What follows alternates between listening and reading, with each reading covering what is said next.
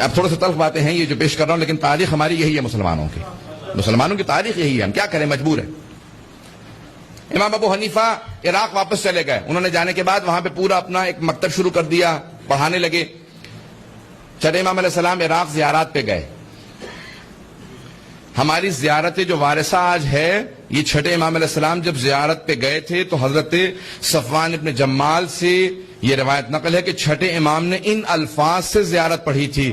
انہوں نے فوراً پوچھا کہ مولا یہ الفاظ لکھ لوں؟ امام نے کہا لکھ کے مجھے دکھا دے تاکہ میں تصحیح بھی کر دوں۔ الفاظ آگے پیچھے نہ کرنا، صرف معصوم سمجھتا ہے دوسرے معصوم کو مخاطب کیسے کرنا۔ پتہ نہیں توجہ ہے یا نہیں ہے۔ پھر امام نے زیارت عاشورہ لکھوائی، دعائے علقمہ لکھوائی، یہ ساری جناب صفوان جمال سے زیارات ہیں۔ سب کی توجہ ہو میرے ساتھ۔ حضرت صفوان جمال کہتے ہیں امام آئے، امام نے باقاعدہ زیارات کا بتایا، کون سی زیارت کہاں پہ ہے، کس مقام پہ کس طرح سے بیٹھنا، کہاں پہ کون سی نماز پڑھنی ہے، توجہ ہے۔ پھر حضرت صفوان کہتے ہیں امام میرے ساتھ کوفے گئے، مسجد کوفہ میں آپ مقام امام صادق السلام موجود ہے، مسجد سہلہ گئے، اس کے بعد ایک مرتبہ نجف اشرف گئے، وادی السلام، زیارات کرتے کرتے بتانے لگے یہاں ہود و صالح ہیں، سارے بتائیں۔ ایک ایسے مقام پہ گئے کہ وہاں پہ زیارت کرنے کے بعد 40 قدم تک صادق آل محمد نے پشت نہیں کی، نہیں کہا اپنی پشت نہیں کی، الٹے قدم چلتے رہے۔ امام نے پشت نہیں کی، 40 قدم تک امام پشت پہ چلتے رہے۔ میں نے فوراً پوچھا کہ مولا آپ نے جو تعظیم یہاں کی ہے کسی مقام پہ نہیں کی، یہاں کس کا روضہ ہے؟ کہا کہ صفوان اعلان نہ کرنا، یہاں ہمارے جد امجد علی ابن ابی طالب کا روضہ ہے۔ کہا مولا اگر اجازت ہے تو ایک نشان بنا لوں اپنے لیے تاکہ مجھے یاد رہے، خاص خاص شیعوں کو لے کے آیا کروں گا۔ امام نے کہا اجازت ہے۔ پہلی مرتبہ امیر المؤمنین کے روضہ اطہر کی اگر زیارت کی اجازت ملی تو صادق آل محمد کے زمانے میں ملی ہے، خاص خاصیوں کو۔ پھر 8ویں امام علیہ السلام کے زمانے میں اعلان عام ہوا۔ سب کی توجہ ہے؟ سننا چاہ رہے ہیں سب لوگ؟ وقت گزر گیا، میں نے توجہ نہیں کی، وقت بہت تیزی سے گزر گیا۔ تو جانے کے رامی اب امام نے وہاں پہ اعلان کیا۔ اب امام وہاں پہ بھی جب گئے تو مختلف زیارات کی تعلیم دے رہے ہیں، مختلف علوم کی آبیاری کر رہے ہیں، شاگردوں کی تربیت کر رہے ہیں۔ امام نے فوراً بلایا، کہا ذرا بلاؤ، ذرا میرے جو شیعہ آنا چاہتے ہیں ان کو ملنے کے لیے اجازت دو۔ آنے لگے۔ ایک مرتبہ کسی نے کہا مولا کوئی ابو حنیفہ نامی آدمی دروازے پہ آیا، امام نے کہا ان سے کہو واپس چلا جائے۔ توجہ کیجئے گا، ان سے کہو واپس چلا جائے۔ میں توہین نہیں کر رہا ہوں، میں تاریخ کو پیش کر رہا ہوں، بڑے احترام سے نام لے رہا ہوں، اور میں کوئی بھی کسی کی دل آزاری کا قصد نہیں رکھتا۔ سب کی توجہ ہو میرے ساتھ۔ امام نے کہا کہ ان سے کہو کہ واپس چلے جائیں۔ اتنے میں جب کہا کہ واپس چلے جائیں تو کچھ اور شیعوں نے پیغام بھیجا، کہا امام سے کہو کہ یہ شیعہ ملنے کے لیے آئے ہیں۔ امام نے کہا کہ ٹھیک ہے، ان کو آنے کی اجازت دے دو۔ توجہ ہے؟ انہیں آنے کی اجازت دے دو۔ وہ سارے شیعہ جیسے ہی آئے تو ان میں امام ابو حنیفہ بھی شامل ہو کے داخل ہو کے آ کے بیٹھ گئے سامنے۔ جیسے ہی آ کے بیٹھے تو امام نے ابھی کچھ کلام نہیں کیا تھا کہ ابو حنیفہ نے فوراً امام سے سوالات شروع کر دیے اور کہا کہ یہاں پہ کوفے کے اندر بہت سے لوگ بڑے بڑے صحابہ کی توہین کر جاتے ہیں، اعلان کرتے ہیں، آپ حکم دیں، فتویٰ دیں کہ یہ سب کے سب باز آ جائیں۔ امام نے کہا نہیں، نہ میں حکم دوں گا، نہ فتویٰ دوں گا، اور نہ روکوں گا۔ کہا کیوں نہیں روکیں گے آپ؟ امام نے کہا کیونکہ یہ لوگ میری بات کو نہیں سنیں گے، اس لیے میں اپنی بات کو ضائع نہیں کرنا چاہتا۔ توجہ توجہ توجہ توجہ ہو سارے مجمع کی۔ کہ امام نے کہا میں اپنی بات کو ضائع نہیں کرنا چاہتا، اس لیے میں یہاں اعلان نہیں کروں گا۔ کہ نہیں، کیسے ہو سکتا؟ یہ 18,000 افراد کوفے میں رہنے والے سب کہتے ہیں کہ آپ کے شیعہ ہیں اور آپ کی بات نہ مانے۔ امام نے کہا تو بھی تو ہر جگہ بتاتا پھرتا ہے میرا شاگرد ہے۔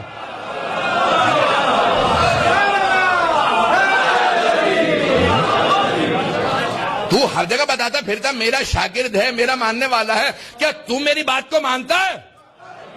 کہاں میں آپ کی باتوں کو مانتا ہوں، ہمیشہ میرے متعلق کہتے رہتے میں باتوں کو نہیں مانتا۔ امام نے کہا بھی میں نے تجھے اجازت دی تھی اندر آنے کی؟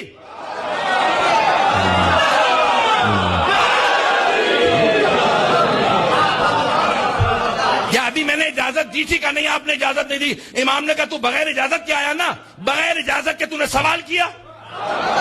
میں اپنے انداز سے پیش کر رہا ہوں، امام کے کلام کو جب پیش کرتا ہوں جذبات ویسے ہی بلند ہو جاتے ہیں۔ امام نے کہا بغیر اجازت کے تو آیا، بغیر اجازت کے سوال کیا، بغیر اجازت کے بولے چلا جا رہا ہے، جب تو نہیں سنتا شاگرد ہو کے تو کیا توقع رکھتا ہے کہ سارا ملک میری باتیں سنتا پھرے گا؟ نہ میں روکوں گا، نہ میں حکم دوں گا، جو جس کی توہین کرتا رہے۔ امام نے کہا میں نے سنا کہ تو بھی فتوے دینے لگا۔ توجہ ہو امام نے کہا میں نے سنا کہ تو بھی تو فتوے دینے لگا. کہا کہ ہاں فتویٰ دیتا ہوں. امام نے کہا اچھا بتا مجھے کہاں سے فتویٰ دیتا ہے؟ تو کیا قرآن کے محکم و متشابہ میں تمیز کرتا ہے؟ تجھے محکم و متشابہ کا پتا ہے؟ کہاں پتا ہے؟ امام نے کہا ناسخ و منسوخ کو جانتا ہے؟ توجہ ہے کہ ناسخ و منسوخ کو جانتا ہے؟ کہ جانتا ہوں. امام نے کہا مدنی مکی میں تمیز رکھتا ہے؟ کہ تو کیا شان نزول سے متعلق جانتا ہے؟ تعویل و تفسیر میں فرق کرتا ہے؟ اس نے کہا سب جانتا ہوں. امام نے کہا اچھا میں سوال کرتا ہوں جواب دے, وقت نہیں ہے کہ تفصیل میں جا سکوں. امام نے ایک مرتبہ سوال کیا, اس نے کہا ایک اور سوال کر لیجیے, یہ والا جواب میرے ذہن میں نہیں ہے. بہت لمبا مناظرہ کئی صفحات کا, اگر پیش کروں تو آدھا گھنٹہ لگے گا اور وقت نہیں ہے. آخری صرف سوالات پیش کر دوں گا, وقت نہیں ہے. اس کو پڑھیں, پورا مولا کا مناظرہ تفصیل سے پڑھیں تاکہ واضح ہو امام کا مکتب کیا. امام نے کہا بتا یہ آیات, ان آیات کا جواب دے. اس نے کہا نہیں جانتا. ایک اور سوال کر لیں. امام نے دوسرا سوال کیا قرآن کی آیات سے, کہا نہیں جانتا. تیسرا سوال کیا, کہا نہیں جانتا. امام نے 5 سوال کیے, کہا نہیں میں قرآن اتنا نہیں جانتا. توجہ ہو, میں قرآن اتنا نہیں جانتا, حدیث بہت مجھے محکم و مضبوط ہے, ہزاروں احادیث یاد ہیں. امام نے کہا اچھا ذرا اپنے حدیث کے حساب سے اس مسئلے کو بتا, پیغمبر نے یہ حدیث کہاں پہ کہی تھی؟ میرے اس وقت ذہن میں نہیں ہے, دوسری حدیث پوچھ لیں. امام نے ایک اور حدیث پوچھ لی, 5 حدیث پوچھ لی. اس نے کہا نہیں حدیث اس وقت ذہن میں نہیں ہے. امام نے کہا اچھا قرآن و حدیث سے جب نہیں بتاتا کہاں سے فتویٰ دیتا ہے؟ کہ جب قرآن و حدیث میں نہیں پاتا تو میں قیاس کرتا ہوں, قیاس کرتا ہوں. امام نے کہا ذرا اپنے قیاس سے بتا, زنا زیادہ بڑا گناہ ہے یا قتل؟ اس نے کہا قتل زیادہ بڑا گناہ ہے. امام نے کہا اچھا یہ بتا, اگر تو قیاس کو صحیح مانتا ہے اور کہتا ہے کہ قتل زیادہ بڑا گناہ ہے, تو قتل میں اللہ نے 2 گواہ مانگے ہیں, زنا میں 4.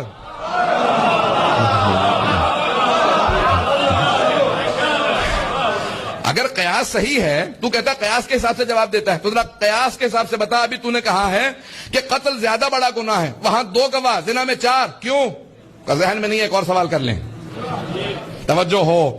اب میں جلدی پیش کر رہا ہوں, ممبر کے احترام میں صرف اور صرف وہی بات کروں گا جو امام علیہ السلام نے کہی ہے. امام نے فوراً کہا مل انجز, زیادہ نجس کیا ہے؟ پیشاب یا منی؟ کہا کہ پیشاب. امام نے کہا بتا, اس کے بعد وضو واجب ہے, اس کے بعد غسل, تیرا قیاس کہاں؟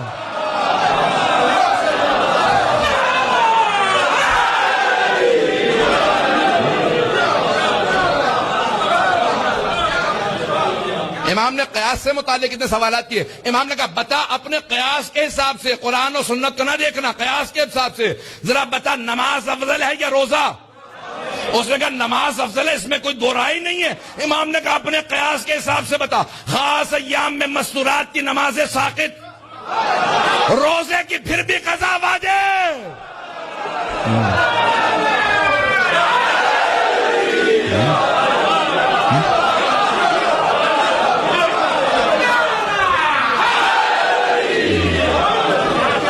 توجہ ہے. امام نے کہا ایک اور مسئلہ پوچھ لوں؟ کہا آپ جتنے چاہیے پوچھ لیجئے, میرا ذہن تیار ہو رہا ہے آہستہ آہستہ, آپ بھی تیار ہو جائیے.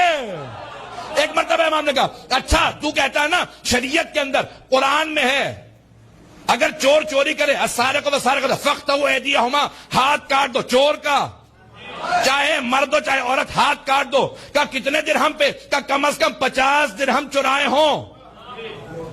شریعت محمدی میں حکم ہے, پیغمبر نے حکم دیا کم از کم 50 درہم چرائے ہوں تو ہاتھ کاٹ سکتے ہیں, جبکہ ہاتھ کاٹنے کا قصاص 500 ہے.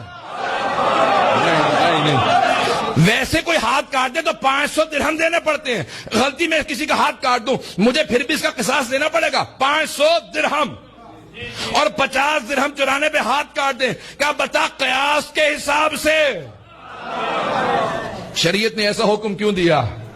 کہ ان میں سے کوئی مسئلہ ذہن میں نہیں ہے. امام نے کہا سن, میں کبھی تجھ سے سوال نہ کرتا اگر تو خود حماقت نہ کرتا میری بارگاہ میں آنے کے.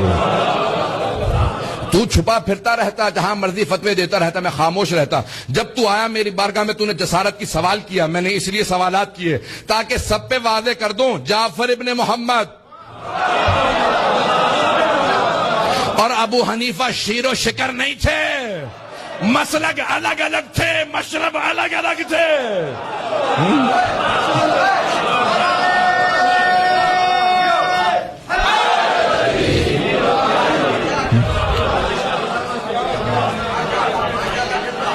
کہا اب میں آپ کی ہر بات مانوں گا.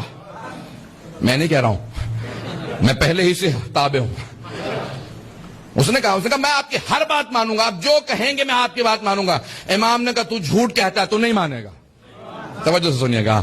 امام نے کہا تو یہاں سے اٹھ کے جائے گا. سن، اذا افتیت، اگر تو فتویٰ دیتا ہے تو ہلکت و اہلکت، تو خود بھی ہلاک ہوگا اور جو تیری پیروی کرے گا اسے ان سب کو ہلاک کر دے گا. کہا آج سے آپ سے وعدہ، آج کے بعد سے فتویٰ نہیں دوں گا. امام نے کہا جھوٹ کہتا ہے، دنیا کی محبت تیرے دل میں اتنی رچ بس چکی ہے، تو یہاں سے اٹھ کے باہر جائے گا، پھر میری توہین کرے گا، پھر کہے گا فتویٰ دوں گا. کہا نہیں. ایک مرتبہ اٹھ کے باہر گیا، سارے کہنے لگے مولا اتنی تنبیہ کی اثر ہوگا؟ امام نے کہا جو کہہ چکا وہ سامنے کہا، پیچھے سے نہیں. توجہ، میں نے پیچھے نہیں کہا، اس کے سامنے، اس کے منہ پہ کہا میں جانتا ہوں یہی کچھ ہوگا.